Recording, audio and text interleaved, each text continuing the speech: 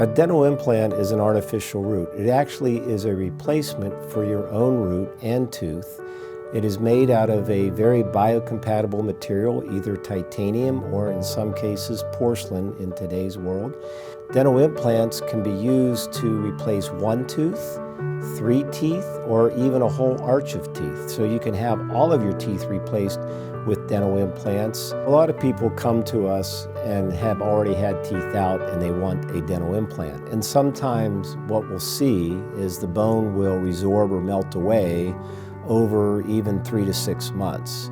So my best advice for those patients that are interested in having a dental implant is when they have the tooth out, if the implant can't be placed immediately, and many times it can, but if it can't, to definitely have that area grafted. It's a very simple procedure. It takes literally 15 minutes.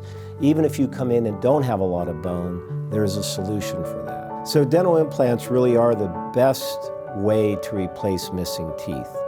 They can be very aesthetic, they're very long-lasting, and they give our patients the ability to chew, laugh, and smile with confidence.